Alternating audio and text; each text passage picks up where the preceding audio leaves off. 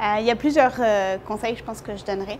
D'abord, c'est de bien s'entourer et d'avoir des amis entrepreneurs. En fait, le chemin entrepreneurial est tellement rempli de hauts et de bas que d'avoir des personnes sur qui on peut compter, avec qui on peut partager ce qu'on est en train de vivre, de parler de nos défis, de comprendre comment les autres ils ont fait, de s'inspirer, mais d'avoir des conversations au-delà juste du réseautage, d'avoir vraiment des amis avec qui on peut se confier, qui peuvent nous parler.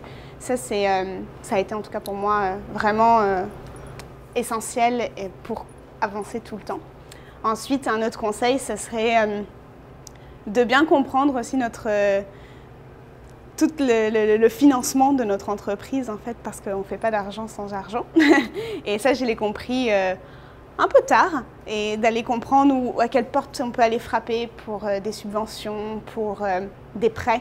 Et je pense de tout de suite aller frapper chez Futurpreneur, ça a été, pour moi, ça a été le déclic d'aller vers l'avant, puis de comprendre aussi qu'est-ce que j'étais en train de faire et de monter.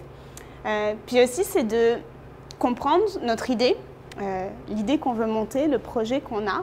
C'est quoi l'impact qu'il a dans notre environnement, dans notre société, de comprendre aussi à travers notre idée, ça va être quoi les retombées qu'on a dans notre société, puis d'analyser tout ça. Puis je pense que ça nous aide aussi à toujours aller plus loin parce qu'on se dit non mais je le fais pour quelque chose qui est plus grand que juste moi et de ce que j'ai envie de faire. C'est de comprendre qu'on a un impact beaucoup plus grand et ça c'est très très fort pour toujours aller de l'avant et toujours se pousser à dépasser en fait nos premières idées parfois.